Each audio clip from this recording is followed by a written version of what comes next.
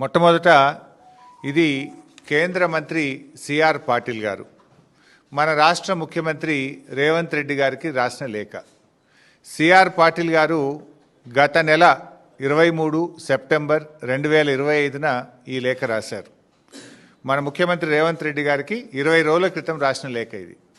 ఈ లేఖలో ఏం రాశారంటే, ద పిఎఫ్ఆర్ అంటే గోదావరి బనకచెర్ల ప్రాజెక్టుకు సంబంధించిన pre feasibility report, the PFR is currently under examination. 1. 2.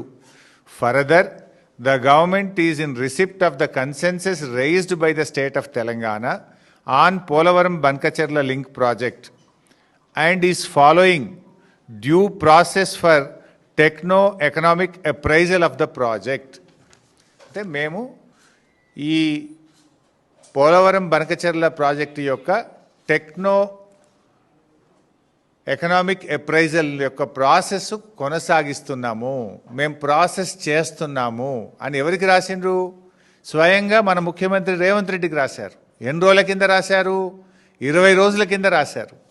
అంటే 20 రోజుల కింద నీకు ఉత్తరం వచ్చినా ఈ రోజు వరకు రేవంత్ రెడ్డి స్పందించాడు. అసలు ఎట్లా చేస్తారు? అప్రైజల్ అనే కాన్సెప్టే రాకూడదు. ఎందుకు రాకూడదు అప్రైజల్ అనే concept? It is not qualified to examine. మన దేశంలో వరద జలాల మీద డిపిఆర్ల అప్రైజల్ జరగదు. మన దేశంలో ఉన్న సెంట్రల్ వాటర్ కమిషన్ నిబంధనలు కానీ, మన రాజ్యాంగం కానీ, మన దేశంలో నదీ జలాల పంపిణీ కానీ ఎప్పుడు కూడా నికర జలాల మీదనే జరుగుతుంది. అంటే వరద జలాల మీద అసలు ప్రాజెక్ట్ రిపోర్ట్లే ఉండవు, దాని మీద అప్రైజలే జరగదు.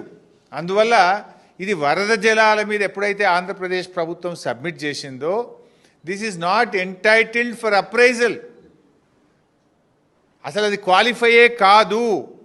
అయినా కూడా మరి రేవంత్ రెడ్డి గారు అప్రైజల్ చేస్తున్నాము ఇంత క్లియర్గా, the pre feasibility report is under examination అంటే కేంద్ర ప్రభుత్వం పరిశీలిస్తుంది అని కేంద్ర మంత్రి రాష్ట్ర ముఖ్యమంత్రికి రాస్తే ఈ ముఖ్యమంత్రి ఏం చేయాలి?